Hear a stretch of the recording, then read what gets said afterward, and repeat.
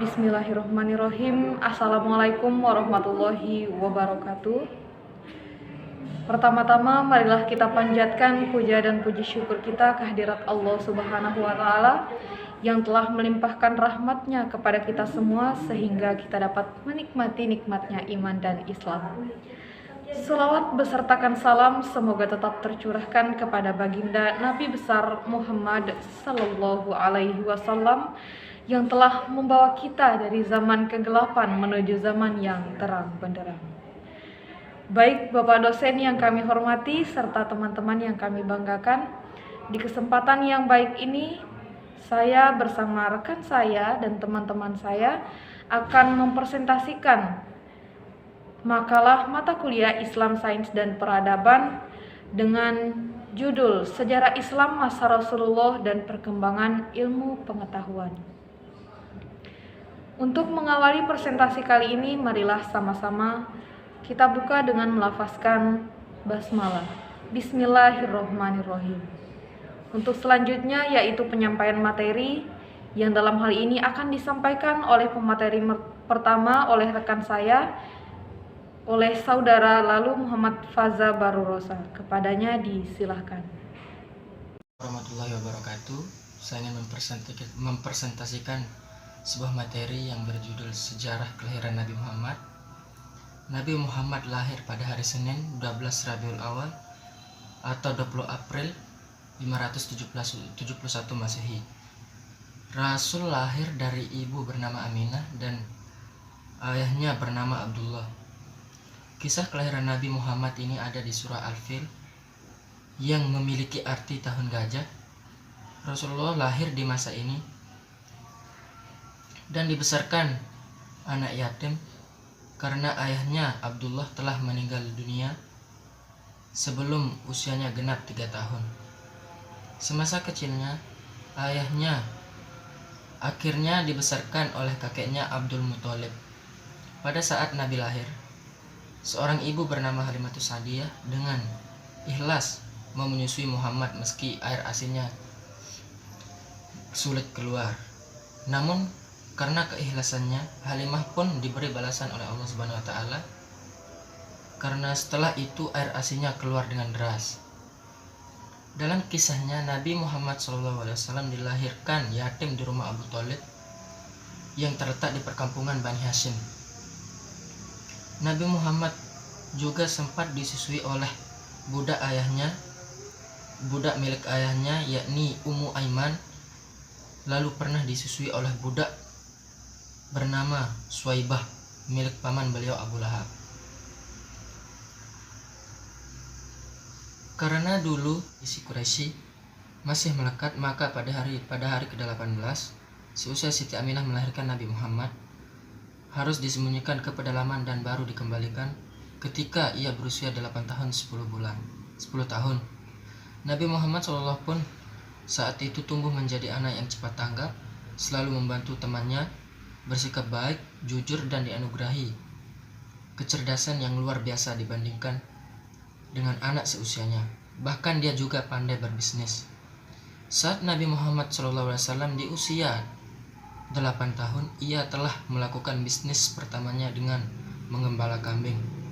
Uniknya, saat berada di pangkuan Halimah, Nabi justru tidak suka bermain tanah ataupun menyantap makanan yang dihinggap oleh lalat.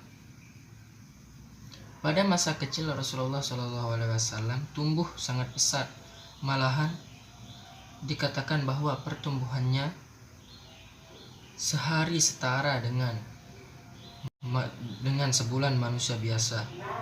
Memasuki usia 4 tahun terjadi peristiwa Syaqqus Sadr atau pembalahan dada oleh malaikat Jibril. Setelah kejadian tersebut, Halimah pun merasa khawatir akan terjadi hal-hal lain padanya. Lalu dia bergegas mengembalikan Muhammad kepada ibunda Siti Aminah. Namun sang ibunda juga tidak begitu lama membersamainya saat Muhammad berusia 6 tahun. Siti Aminah wafat dan meninggalkan Muhammad hidup tanpa kehangatan kedua orang tuanya. Selepas kepergian ibunda, ia diasuh oleh kakeknya Abu Thalib, Abdul Muthalib. Ia sungguh mencintai dan merawatnya dengan penuh kasih sayang. Akan tetapi ketika usia Muhammad tepat 8 tahun 2 bulan dan 10 hari, kakeknya pun wafat. Kemudian pengasuh Muhammad beralih kepada pamannya Abu Thalib. Pada masa pengasuh Abu Thalib inilah beliau menjalani masa remaja ketika Muhammad berusia 12 tahun.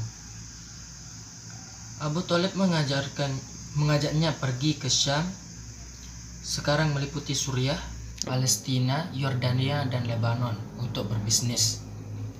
Ketika Muhammad menginjak usia 20 tahun, di Mekah terjadi peristiwa Harbul Fijar, peperangan Fijar, perang yang meletup antara kabilah Quraisy bersama Bani Kinanah melawan Quraisy dan Ailan. Menjelang usia Nabi Muhammad yang dewasa membuatnya semakin menekuni dunia bisnis. Nabi pun berdagang dengan kawan terbaiknya, yakni Sa'id bin Abi Sa'id. Barulah pada saat berusia 25 tahun Rasulullah menjalin kerjasama bisnis bersama wanita kaya raya, yakni Siti Khadijah. Perkenalan Muhammad dengan Khadijah memang berawal dari dunia perniagaan. Muhammad SAW pun menyampaikan kabar gembira kepada paman-pamannya, salah satunya yakni Hamzah bin Abdul Muthalib, lantas mendatangi rumah Walid bin Asad dengan Muhammad untuk melamar Khadijah. Maka menikahlah mereka berdua ketika Nabi berusia 28 tahun. Sebelum meninggal pada 29 Safar tahun 11 Hijriah, Nabi Muhammad SAW mengalami sakit kepala dan demam dengan suhu badan yang tinggi. Dengan keadaan yang tidak sehat, beliau tetap menyempatkan diri untuk mengimami sholat berjamaah. Beberapa hari menjelang wafat, Nabi Muhammad merasakan sakit yang semakin parah. Suhu tubuhnya semakin meninggi, sampai pada waktunya akan tiba Nabi Muhammad SAW berada di pangkuan Aisyah. Pada 12 Rabiul Awal tahun 11 Hijriah, duka dalam menyeliputi para sahabat dan kaum umat Islam lainnya. Kesedihan yang teramat dalam pun dirasa oleh Umar bin Khattab, juga Abu Bakar As-Siddiq. Selanjutnya, sejarah dakwah Islam. Perjalanan dakwah Nabi Muhammad tentu jauh dari kata mulus. Banyak rintangan dan cobaan yang beliau lalui selama berdakwah, bahkan penolakan berupa hinaan dan celaan dari kafir yang kerap beliau dapatkan. Namun semua itu dilalui Rasulullah dengan sabar dan tawakal. Rasulullah berdakwah selama 23 tahun sampai akhir hayatnya. Dari 23 tahun masa kerasulannya, 13 tahun dihabiskan Rasulullah dengan berdakwah di Makkah, yaitu kota kelahirannya. Sedangkan 10 tahun sisanya dihabiskan di kota Madinah. Dalam 3 tahun awal masa dakwahnya di Mekah, Rasulullah berdakwah dengan cara sembunyi-sembunyi. Ia mendakwahi beberapa orang terdekatnya yang diyakini bisa merahasiakan pesan yang dibawanya.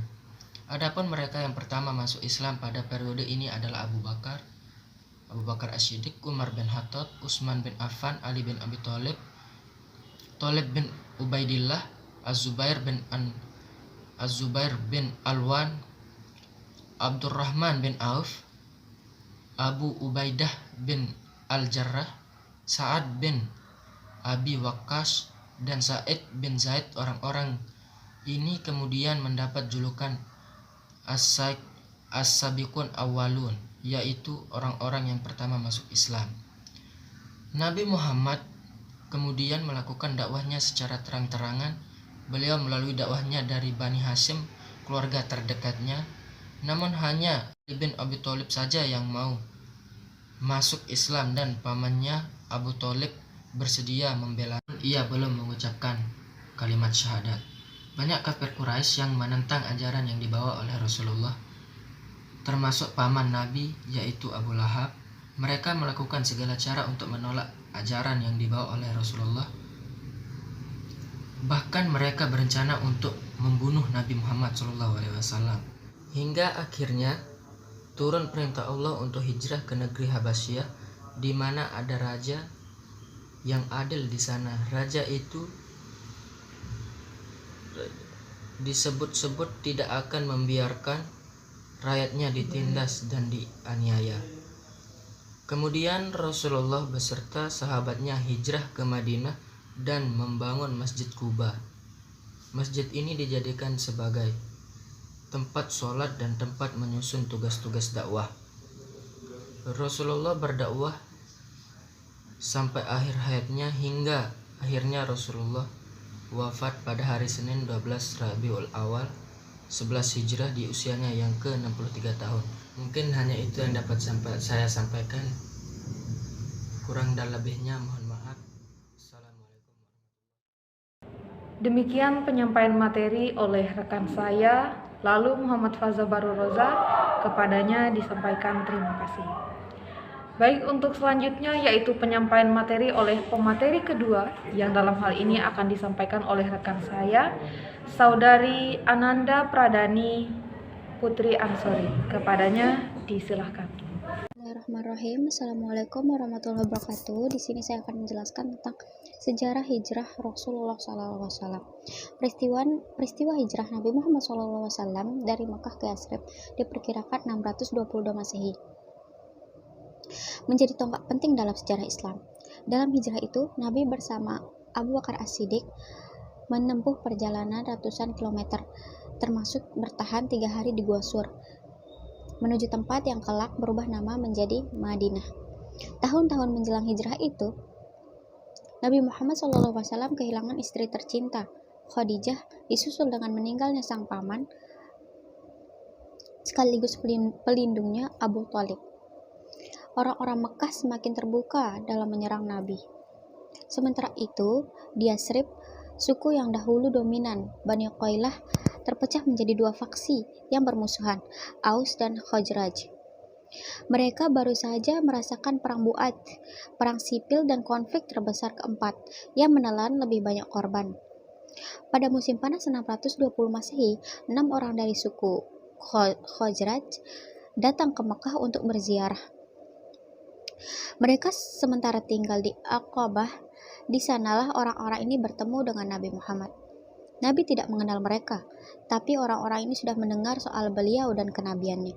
Ketika Rasulullah menyampaikan ajaran, mereka langsung menerima. Orang-orang dari suku Khazraj ini berkata, "Kami telah meninggalkan kaum kami karena mereka tercabik oleh kejahatan dan permusuhan. Jika Allah mempersatukan mereka karena engkau, maka tidak ada yang lebih mulia daripadamu." Pencerahan yang dialami 6 orang itu menjadi awal perubahan. Musim panas berikutnya, 621 Masehi, ada 12 orang di Yathrib yang kembali datang ke Aqabah, termasuk 2 orang dari suku Aus. Mereka kemudian berbaiat kepada Nabi yang sebagai baiat Aqabah pertama. Sebagai jawaban, Nabi mengutus Mus'ab bin Umair ke Yathrib untuk mengajari orang-orang ini tata cara sholat dan bacaan Al-Quran.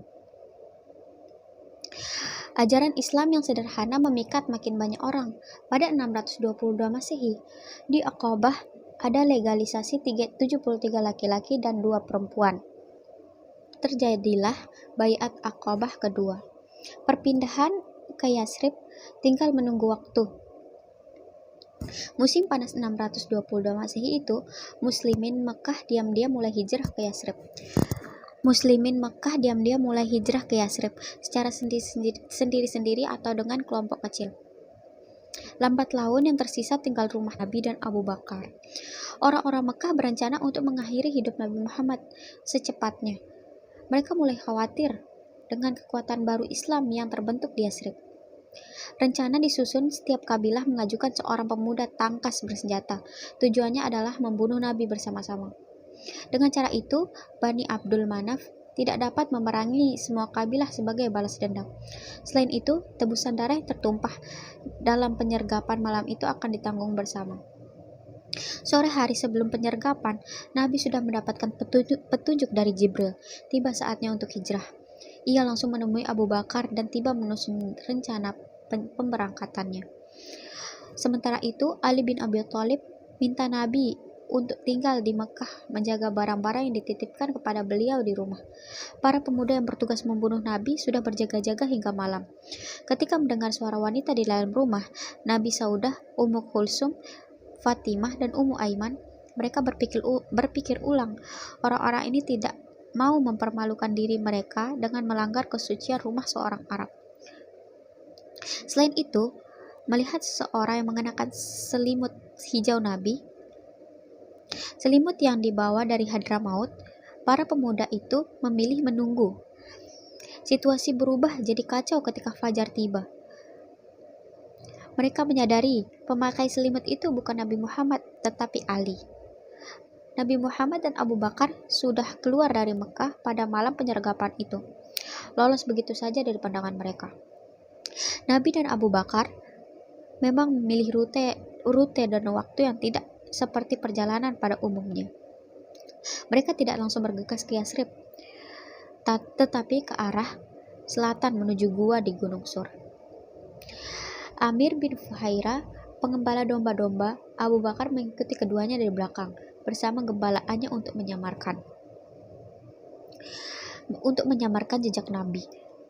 Dan Abu Bakar bertahan 3 hari di gua.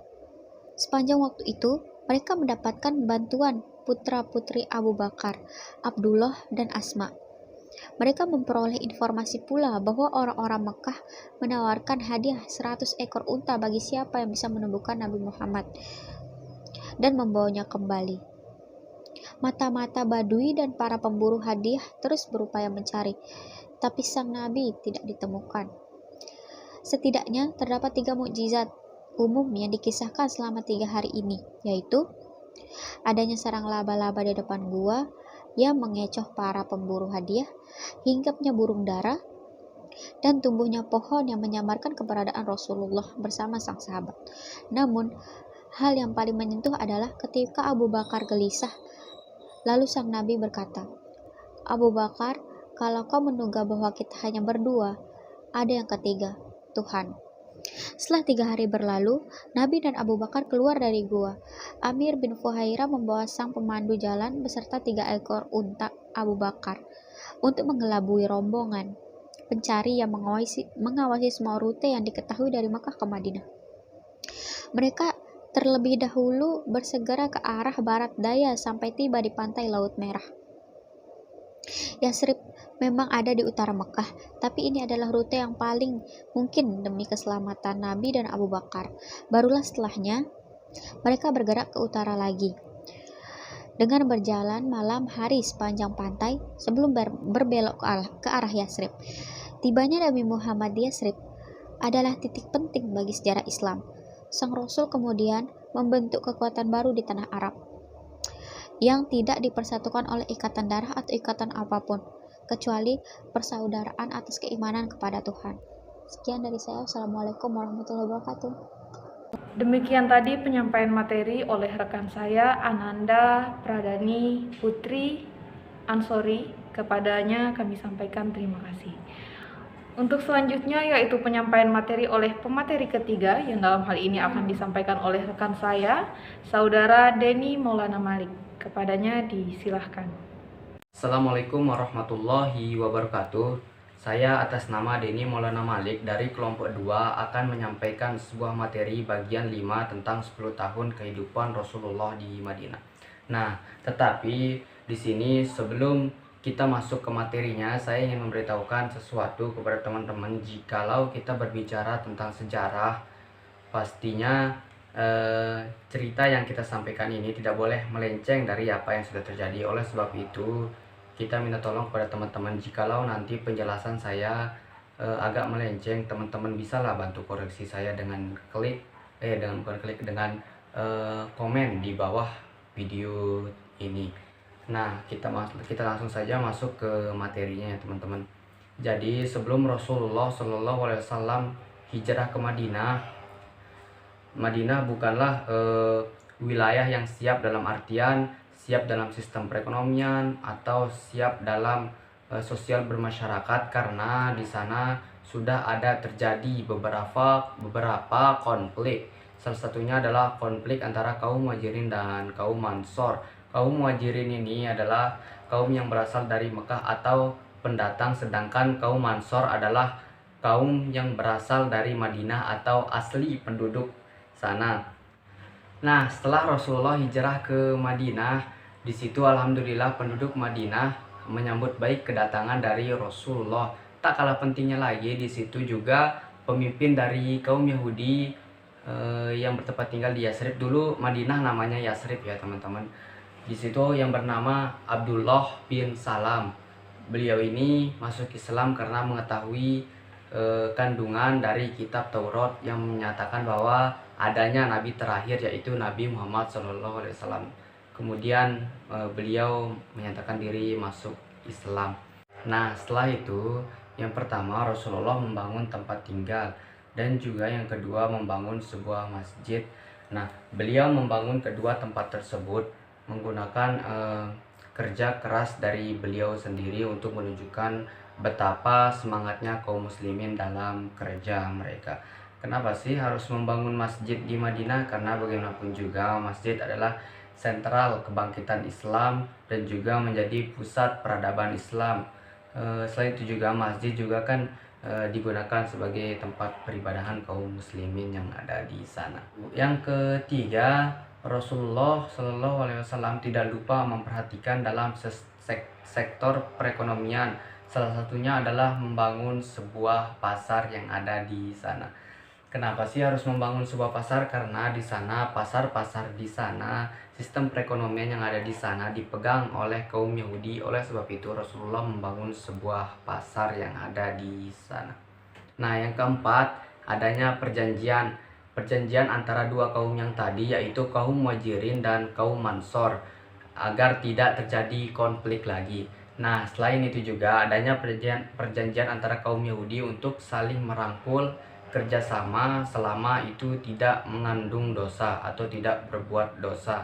Nah, setelah adanya perjanjian ini, alhamdulillah Madinah semakin baik dari tahun per tahun. Tetapi setelah itu ada terjadi beberapa perang, salah satunya adalah perang Azhaq atau perang Khandaq, yang dimana pada perang ini para sekutu iri dengki melihat wilayah Madinah yang semakin baik dari tahun per tahun. Nah, para sekutu mengepung wilayah Madinah selama 15 hari, tapi alhamdulillah berkat pertolongan dari Allah dengan mengirimkan angin sehingga berhasil memporak-porandakan pasukan dari sekutu tersebut yang akhirnya berhasil dipukul mundur.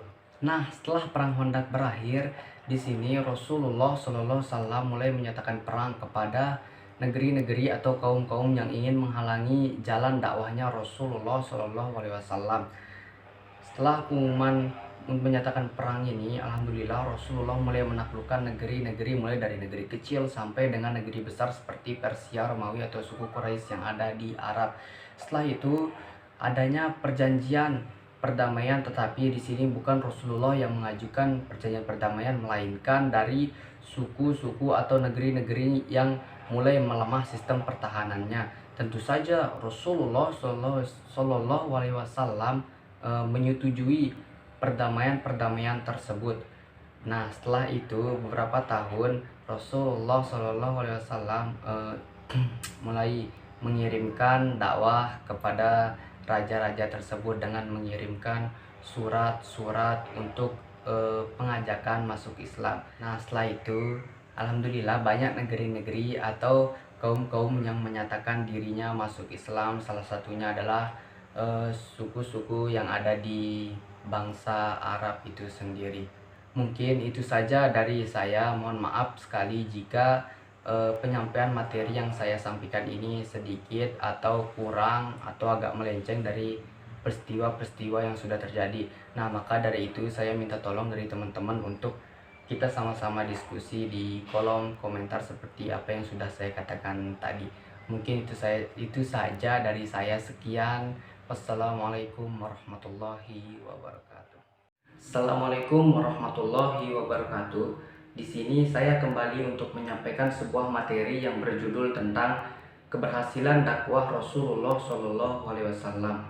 Nah, setelah hijrah ke Madinah, perkembangan Islam di kota tersebut menjadi lebih baik. Keberhasilan dakwah Rasulullah sendiri meliputi yaitu yang pertama, diperdamaikannya antara suku Khazraj dan suku Aus. Sebelum Rasulullah hijrah ke Madinah, kedua suku ini sempat berselisih, bersitegang, bahkan saling membunuh. Rasulullah hijrah ke Madinah membawa pengaruh besar bagi kedua suku tersebut. Banyak dari kedua suku tersebut yang memeluk agama Islam sehingga terhubung dengan tali persaudaraan. Meskipun sifat fanatisme mereka masih ada, namun sudah tertanam jiwa di dalam mereka yang menyatakan bahwa semua manusia itu sama di mata Allah Subhanahu wa taala. Yang membedakannya adalah ketakwaannya, dari segi ketakwaan. Nah, Rasulullah sendiri memberikan gambaran kepada penduduk Madinah bahwa agama Islam adalah agama yang cinta damai, sangat menentang adanya perlakuan diskriminasi. Langsung saja kita masuk yang kedua, yaitu mempersatukan kaum Muhajirin dan kaum Ansor. Seperti yang pernah saya jelaskan kemarin, kedua suku ini sempat bersitegang. Rasulullah selalu senantiasa menganjurkan kedua suku tersebut untuk menjalin persaudaraan. Dengan mempersatukan kaum Muhajirin dan kaum Ansor dalam suatu agama, maka akan membentuk satu kesatuan yang kokoh. Yang ketiga, membentuk kekuatan dan politik Islam. Rasulullah mempersatukan golongan Yahudi dan Bani Qoiniko dan juga Bani Nadir dan Bani Quraidah. Terhadap kaum Yahudi, Rasulullah membentuk suatu perjanjian hak asasi manusia atau yang lebih dikenal dengan sebutan Piagam Madinah. Yang keempat, yaitu membangun sebuah masjid. Setelah hijrah ke Madinah, Rasulullah juga tidak lupa membangun sebuah masjid.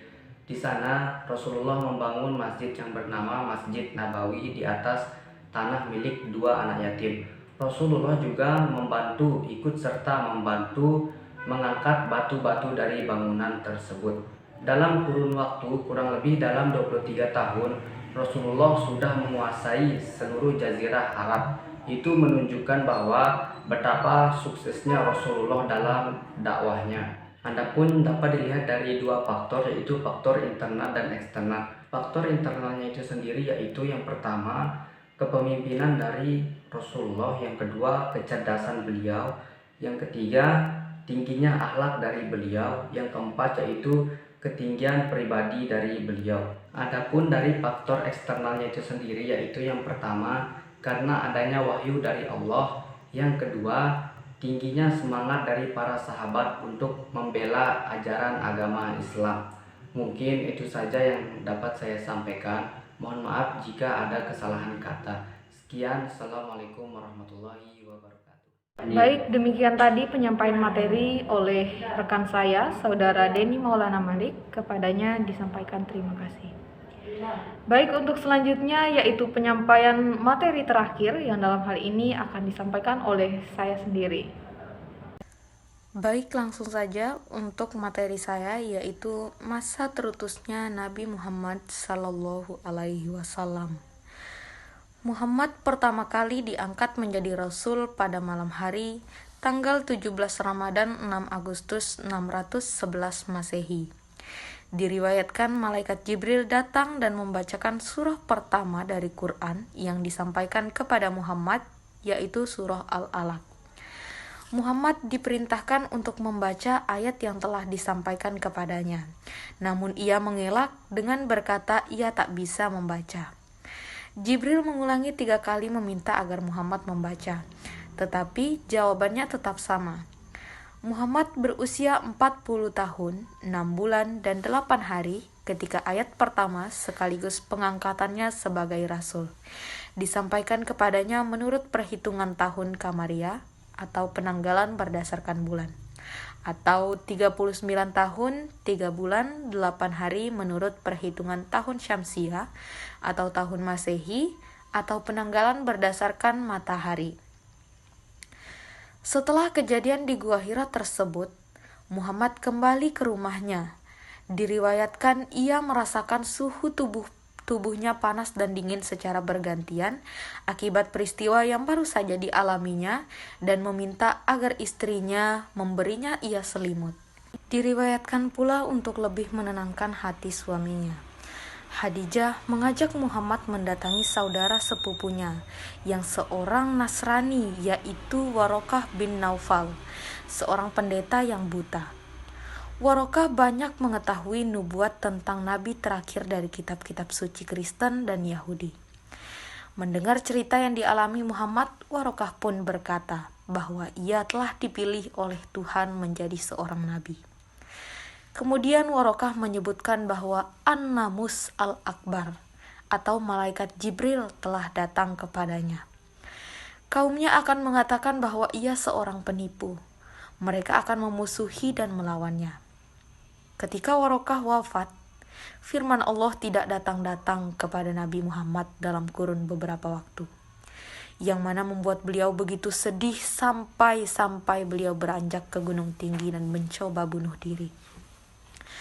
Namun di saat sesampainya di puncak, sebelum sempat melakukannya, malaikat Jibril pun datang untuk meyakinkan beliau bahwa beliau adalah benar-benar utusan Sang Ilahi. Sehingga beliau pun menjadi tenang dan mengurungkan niatnya. Dan ketika selang waktu turunnya ayat kembali menjadi lama, beliau pun kembali melakukan hal serupa. Akan tetapi ketika sesampainya di puncak, lagi-lagi malaikat Jibril datang meyakinkan bahwa beliau adalah utusan Sang Ilahi. Muhammad menerima ayat-ayat Quran secara berangsur-angsur dalam jangka waktu 23 tahun. Ayat-ayat tersebut diturunkan berdasarkan kejadian faktual yang sedang terjadi. Sehingga hampir setiap ayat Quran turun disertai oleh asbabun nuzul atau sebab atau kejadian yang mendasari penurunan ayat. Ayat-ayat yang turun sejauh itu dikumpulkan sebagai kompilasi bernama Al-Ushaf yang juga dinamakan Al-Quran. Baik, Bapak Dekan yang kami hormati serta teman-teman yang kami banggakan, sekian presentasi dari kelompok kami. Mohon maaf atas segala kekurangan dan terima kasih atas segala perhatian. Wabillahi taufiq wal hidayah. Wassalamualaikum warahmatullahi wabarakatuh.